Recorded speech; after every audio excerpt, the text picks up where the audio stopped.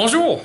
Donc, dans cette vidéo, je vais vous conseiller comment peut-on réussir dans un fac américain.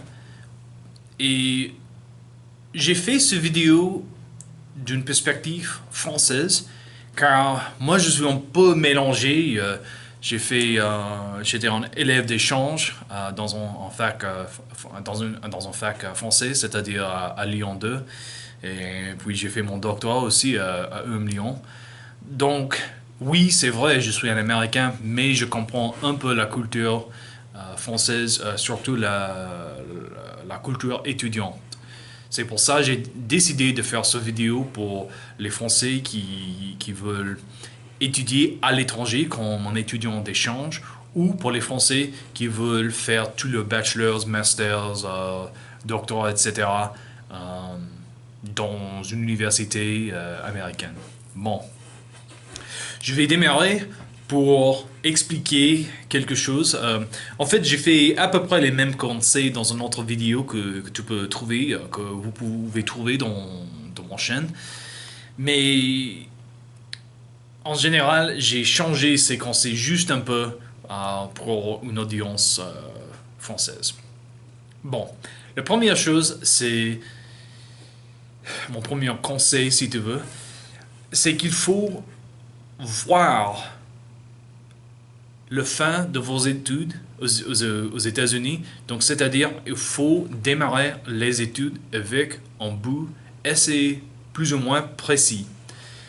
C'est-à-dire, il y a beaucoup des élèves, surtout les élèves américains, qui veulent avoir le certificat, le diplôme de bachelor, masters, etc., sans avoir un vrai but. Ça, c'est vraiment un gaspillage énorme de temps et de l'argent. Ce que je vous conseille, c'est de savoir quelle profession est-ce que vous voulez avoir et quelle façon de vivre est-ce que vous voulez avoir. C'est-à-dire, par exemple, on peut dire, oui, un jour, je voudrais devenir un ingénieur, et surtout un ingénieur de pétrole en Russie. Okay? Ça va. Bon, pour faciliter cette carrière, par exemple, je vous conseillerais de suivre les cours de russe si vous voulez travailler en Russie, ou l'arabe si vous voulez travailler en Moyen-Orient, etc. Surtout, je vous conseille de faire une spécialisation soit en géologie, soit en ingénieur, et prendre les cours en ingénieur pétrolière. Ça, c'est normal. Il vaudrait mieux ne pas suivre des cours de n'importe quoi et puis essayer d'apprendre toutes ces choses au travail pour la première fois. Ça, c'est pas bon comme idée. Aussi, je vous conseille, quand vous êtes dans les cours, de questionner, de se demander, voilà, j'apprends ça, ça et ça dans les cours, comme théorie, et puis il faut savoir quelle est l'application. Okay? Si l'application pour vous n'est pas claire, il faut demander au prof. Hey, prof, je suis pas. Quelle est l'application de cette théorie, cet exercice, cette activité? Un bon prof sera très content que vous avez demandé ou posé cette question. Il ou elle sera très content car ça montre que vous êtes intéressé. Il va expliquer, c'est une application, ça et ça, ça va soutenir cette carrière-ci, cette carrière-là. De temps en temps, il y a certains cours qui est pour l'éducation générale, la culture générale, mais normalement, un prof va expliquer ça. Donc ça arrive de temps en temps, donc ça va. Mais il faut absolument demander. Certains profs sont gênés ou malcontents que vous posez ce genre de questions. Franchement, ce genre de prof, il ou elle est nul. Ce sont des profs de merde, franchement, à mon avis. Donc, normalement, les profs sont assez confiants dans eux-mêmes pour répondre à telle question. Franchement, de temps en temps, je suis content quand les étudiants me posent ce genre de questions, car c'est quelque chose que je devais expliquer, mais j'ai oublié. De temps en temps, j'ai un peu d'enthousiasme, donc des choses m'échappent. Donc, voilà. Bon, ce qui est un peu différent dans les écoles ou les universités américaines que des universités ou des écoles françaises, c'est-à-dire il y a beaucoup plus de devoirs. Mais il faut au fur et à mesure faire ses devoirs à l'école, à l'université, c'est-à-dire. Il ne faut pas les sauter. Par exemple, dans mes cours, les devoirs comptent pour à peu près 20%. Ils ont quelque chose à écrire toutes les semaines, une réflexion. Certains étudiants, ils sautent ces devoirs et franchement, ils vont pas passer le cours. Ils vont rater le cours, c'est-à-dire. Donc, il faut vraiment, au fur et à mesure, faire les devoirs. Si vous ne suivez pas les devoirs, si vous avez des questions sur les devoirs, il faut absolument poser des questions à les profs. En fait, ça m'amène à ma deuxième point. Donc, le troisième point, pardon. Le deuxième point, c'est faire les devoirs. Le troisième point, c'est-à-dire office hours en anglais.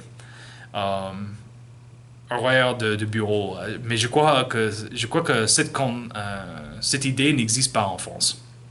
Donc, office hours, c'est-à-dire que le prof est dans son bureau pour exprès, pour vous aider si vous avez des questions. Et surtout, comme mon étudiant étranger, il faut en profiter. C'est essentiel. Donc, peut-être vous n'avez pas suivi le cours à cause d'un problème linguistique. Oui, demandez au prof. Hey, prof, je n'ai pas exactement suivi cette idée dans le cours. Est-ce que vous pouvez clarifier? Oui, absolument. Le prof est là et normalement, un bon prof sera content que vous êtes tellement intéressé que vous êtes venu au bureau pour poser des questions. Vous pouvez normalement aussi dire, voilà, j'ai des problèmes, j'ai des difficultés sur les devoirs, est-ce que vous pouvez me donner un coup de main? Ou même, j'ai essayé de faire les devoirs, est-ce que vous pouvez jeter un coup d'œil pour m'expliquer ce que j'ai fait du bon et pas bon? Moi, par exemple, c'est un étudiant, si c'est en réflexion ou en exercice, et il me donne une première version, il dit, est-ce que vous pouvez me donner des conseils? En fait, je corrige les devoirs. Là-bas, je le redonne, je dis, vous corrigez tous et je vais... on peut refaire les devoirs comme on n'a jamais parlé, c'est-à-dire les corrections ne comptent pas contre la note finale. Donc, en fait, je quasiment leur donne les réponses aux questions ou le rubrique de l'exercice pour qu'ils puissent le refaire et avoir une bonne note. Ça, c'est office hours.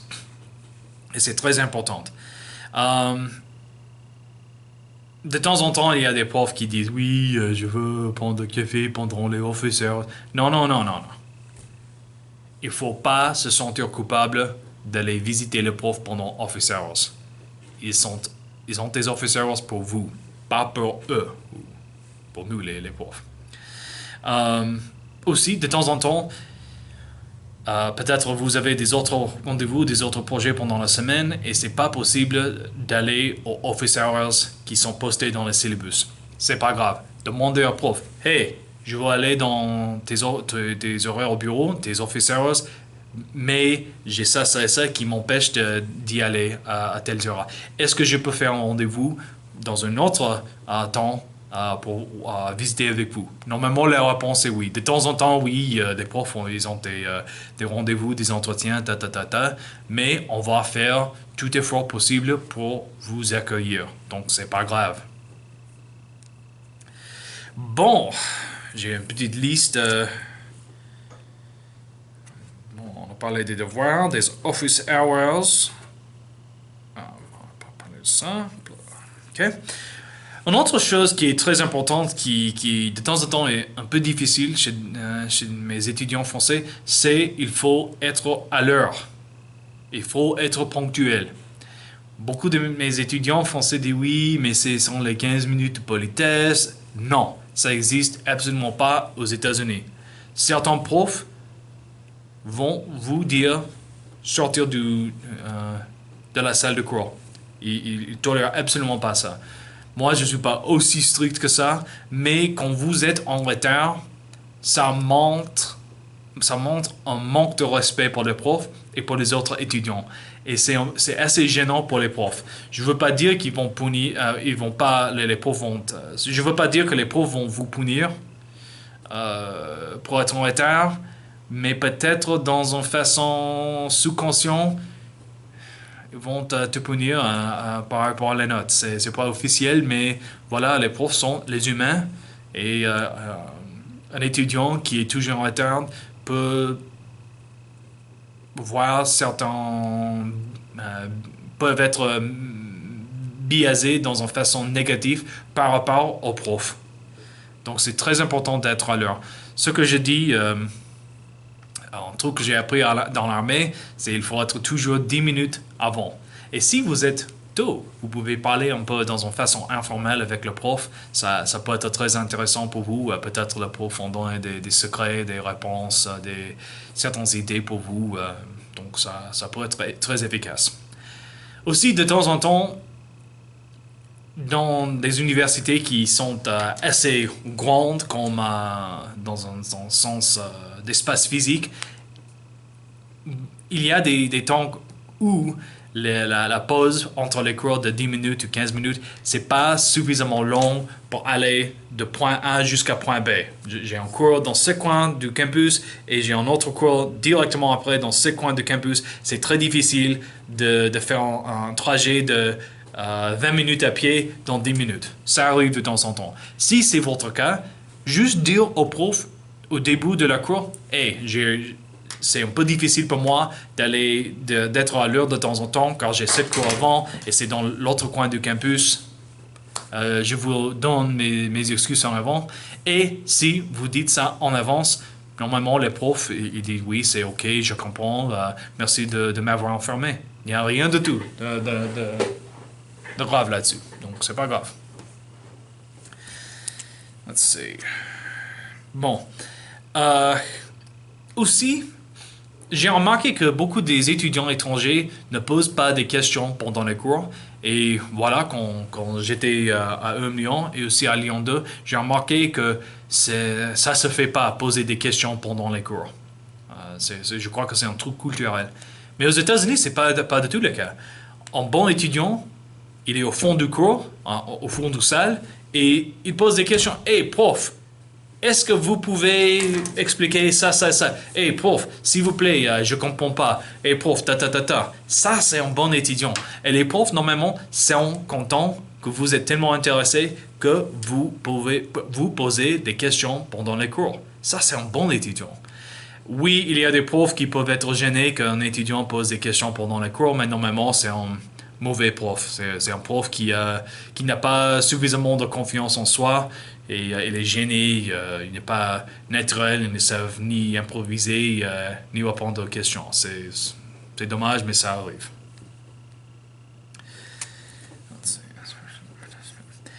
Aussi, un truc qui existe assez souvent dans les universités américaines, c'est on invite les experts pour parler aux étudiants, pour parler à la communauté.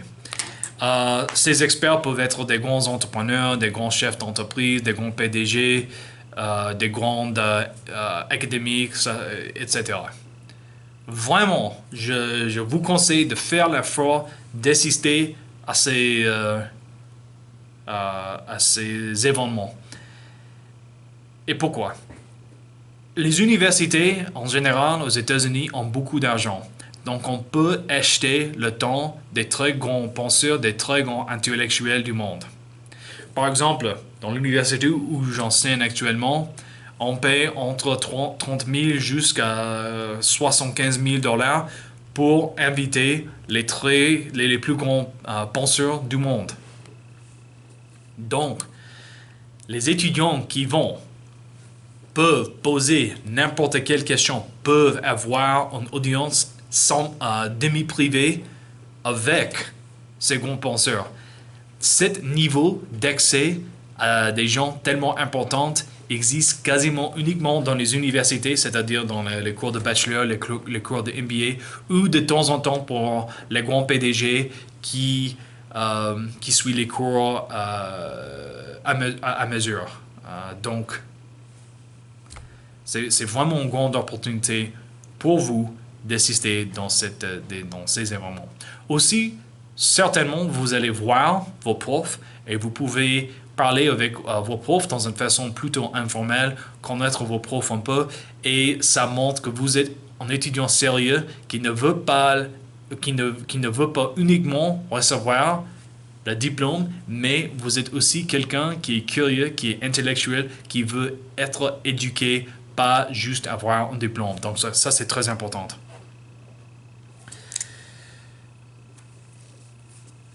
Les notes. Aux États-Unis, les notes sont très importantes. J'ai remarqué quand je vivais en France, les étudiants disent voilà, j'ai reçu mon 10, j'ai passé, félicitations, bravo, et à la prochaine.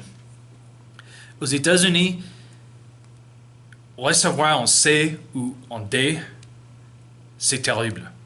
Et c'est terrible car si un jour vous souhaitez poursuivre une autre carrière, la façon la plus efficace, c'est de poursuivre des études, masters ou doctorat, MBA, comme tu veux. Obtenir un place dans un programme MBA ou doctorat, c'est très difficile, énormément difficile. Et si vous avez des C ou des D comme note de ton bachelor, vous n'aurez aucune chance. Pour expliquer, par exemple, un des programmes doctoraux que j'ai essayé de m'inscrire, il y avait 3 places pour 1200 étudiants.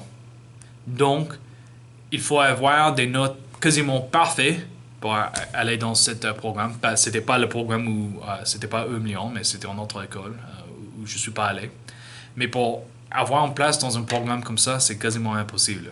Donc, il faut avoir les notes les plus hautes, les plus élevées que vous pouvez recevoir.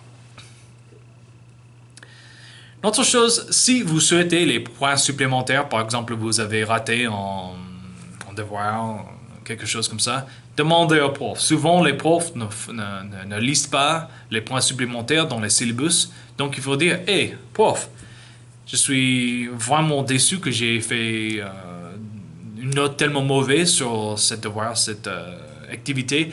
Est-ce qu'il y a une chance que je peux travailler dans une autre façon pour avoir des points supplémentaires? Le prof peut dire oui ou non, mais de temps en temps, si un prof voit que vous êtes un étudiant sérieux, ils vont donner l'opportunité pour avoir des points supplémentaires. Donc, essayez. Finalement, tricher. Il ne faut absolument pas tricher. Et tricher peut-être en définition un peu différent en France qu'aux États-Unis. J'ai remarqué quand j'étais à Lyon, beaucoup des étudiants copiaient les devoirs des amis. Ça arrive vraiment beaucoup. Les conséquences en France étaient assez faibles. Voilà, on recevra un 0, mais on a l'opportunité de refaire les devoirs. Aux États-Unis, si vous avez de la chance, vous allez recevoir un 0, mais normalement, c'est un problème disciplinaire et vous serez renvoyé de l'école. C'est très sérieux. Donc, il faut absolument pas copier les devoirs d'un autre. De temps en temps, oui, on peut travailler ensemble, mais il faut absolument pas copier.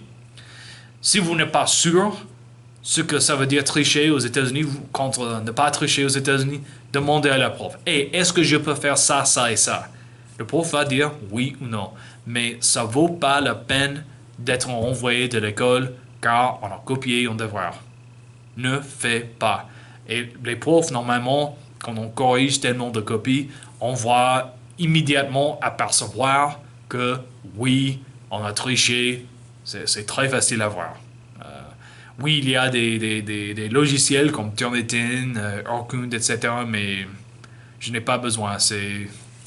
Je vois comme ça qu'on a copié, qu'on a triché. Donc, il ne faut pas faire ça. Bon, j'espère que cette vidéo vous a plu et vous a aidé. Si vous avez des questions, vous pouvez les mettre sur les commentaires.